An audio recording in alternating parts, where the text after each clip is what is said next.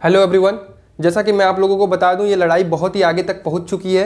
आप लोग लगातार ट्वीट कर रहे हैं, बस ट्वीट करते रहिए। इस जंग को हारना नहीं है, इस जंग को बीच में छोड़ना नहीं है। इसके लिए एक और आगे प्रोसेस हुआ है। बड़े बड़े नेता और भी आगे आ रहे हैं इसमें। मनीष सिसोदिया जैसे नेता जो है वो सीधा डायरेक्टली खुल के अब सामने आए हैं। आप आम आदमी पार्टी अब वो खुल के सामने आ रही है। उसके बाद इन सब के बियॉन्ड एक सबसे बड़ी बात मैं बता रहा हूं कि आज की बात, सुब्रमण्यम स्वामी जी ने लेटर अपनी तरफ से एक और लेटर लिखा है जिसमें उन्होंने 13 बातें बहुत ही एकदम पॉइंट करके बताई है। 13 बातें गवर्नमेंट को कि क्या क्या दिक्कत हो सकती है। तो मैं एकदम संक्षेप में आपको छोटे में बता देता हूं कि वो 13 बातें क्या क्या है। पहली बात उन्होंने की है कि सबसे ज़्यादा जो दिक्कत आ रही है वो रिच पीपल को नहीं, मिडिल क्लास और गरीब बच्चों को आएगी। क्यों आएगी? क्योंकि यार देखो, जैसे रिच पीपल के बच्चे हैं, रिच बड़े बड़े घरों के लड़के हैं, वो क्या करते हैं, उनके फैमिली, उनके पेरेंट्स जो है वो उनको कार में बैठा के आराम से सेफ्टी मेजर के साथ लेके जाएंगे सेंटर पे। और वो बच्चे एकदम वो तो पीपीई किट भी दे सकते हैं अपने बच्चों को, और वो उस तरह से एग्जाम दिलाने लेके जा सकते हैं। लेकिन सबसे ज़्यादा दिक्कत किसको आएगी? मिडिल क्लास बच्चे। वो बच्चे जो गरीब तबके के हैं, वो बच्चे जो बस केवल ट्रैवल करके किसी तरह से एग्जाम सेंटर पर पहुंचते हैं और एग्जाम देते हैं। मैं ये नहीं कह रहा हूं कि रिच पीपल के बच्चे वो गलत कर रहे हैं, कोई गलत नहीं कर रहा, लेकिन सबसे ज़्यादा प्रॉब्लम मिडिल क्लास और गरीब बच्चों को आएगी। दूसरी बात उन्होंने क्या कही? सबसे ज़्यादा बच्चे जो है ट्रेवल करते हैं गाँव से। जैसे कि मैं भी एक गांव में रहता हूं, या कोई भी बच्चा जो नीट का एस्पिरेंट है वो गांव में रहता है, वो अपने गांव से कम 30-40 किलोमीटर ट्रैवल करके सिटी में जाएगा। ठीक है, अब सिटी में भीड़ है। उसके बाद आपको ये भी पता होना चाहिए कि 50% से ज़्यादा केसेस अब गाँव से आने लगे हैं। केसेस बहुत ही तेज़ी से बढ़ रहे हैं गाँव से। दूसरा बात इन्होंने ये कहा। तीसरी बात, कुछ बच्चे क्या, बहुत सारे ऐसे बच्चे हैं जिनका एग्जामिनेशन सेंटर 400-400, 500-500 किलोमीटर दूर है।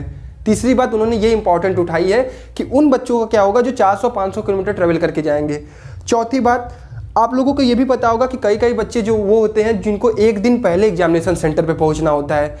किस तरह से वो पहुंचेंगे, क्या रहेंगे, होटल सही से खुले नहीं हुए हैं, क्या उनकी व्यवस्था होगी, क्या गवर्नमेंट इन सब बातों पर ध्यान दे रही है? इन्हीं सबको उन्होंने पॉइंट किया है। पाँचवीं बात उन्होंने क्या कही है?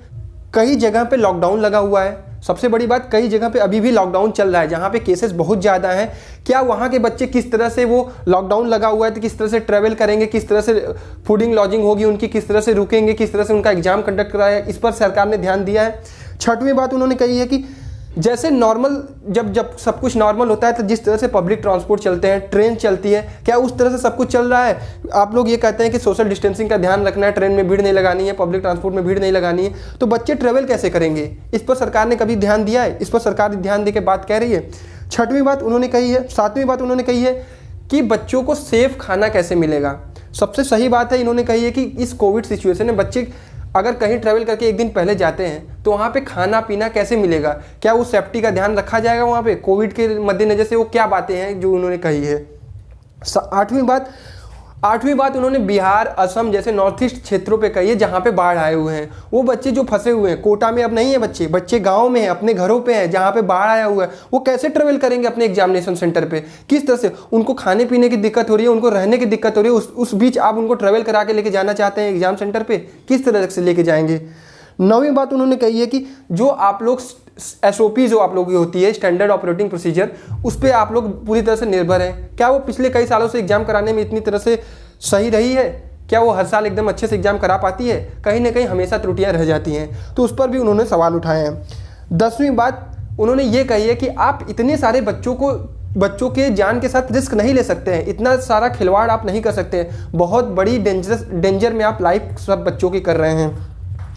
11वीं बात उन्होंने बहुत इंपॉर्टेंट कही है कि कई बच्चों के जो फैमिली मेम्बर्स हैं वो कोविड-19 से मतलब कि उनको पॉजिटिव है, उनकी फैमिली मेम्बर का कोई ना कोई बंदा कोविड-19 उनको हुआ है। तो क्या आप किस तरह से डिसाइड करेंगे कि इस बंदे के इस फैमिली मेम्बर के घर के वाले कोविड-19 पॉजिटिव हो तो इनको अलग किया जाए? किस तरह से आपका प्रोसीजर क्या है? आप इस समक्ष में क्या कहना चाहते हैं?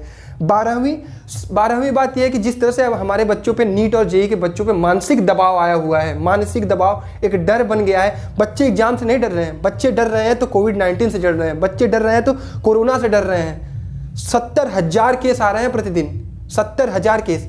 इस कंडीशन में आप एग्जाम कराना चाह रहे हैं, मतलब कुछ समझ ही नहीं रहे हैं कि आप करना क्या चाहते हैं।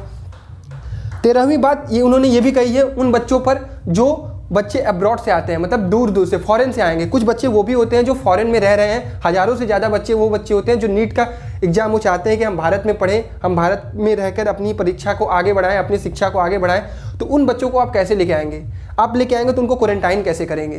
तो ये सब चीज़ें, तमाम बातें उन्होंने उठाई हैं यार। आप लोगों को क्या करना है? आप लोगों को ट्वीट करते रहना है।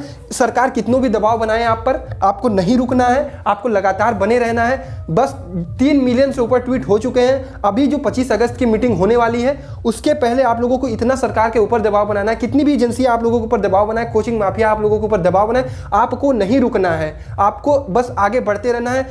मेरी गुजारिश है दोस्तों, इस जंग में आगे बढ़ते रहो, अपनी पढ़ाई को कंटिन्यू करो। हम पूरी टीम, रैंकर्स की पूरी टीम आपके साथ है। तमाम प्रकार के यूट्यूबर आप लोगों के साथ है, तमाम प्रकार के मीडिया हाउसेज आप लोगों के साथ है, तमाम प्रकार के नेता जैसे सुब्रमण्यम स्वामी, आम आदमी पार्टी के केजरीवाल और सिसोदिया हो गए, चिराग पासवान जैसे नेता, बड़े बड़े यूट्यूबर्स, हम सब आपके साथ हैं। आप लोग अपनी पढ़ाई को कंटिन्यू रखो और इस जंग में आगे बढ़ते रहो। उम्मीद करते हैं कि कुछ ना कुछ अच्छा होगा। सरकार हमारी बातों को जरूर ध्यान देगी। इस वीडियो को जितना ज़्यादा से ज़्यादा शेयर कर सको, रैंकर्स जेई की टीम का ये वीडियो है, इस वीडियो को जितना ज़्यादा से ज़्यादा शेयर कर सको, ये आप लोगों के लिए अच्छा है। आई होप वीडियो पसंद आया होगा। जाओ यार, शेयर करो और अपनी पढ़ाई को कंटिन्यू रखो। मेरी तरफ से बस यही गुजारिश है। Thank you guys.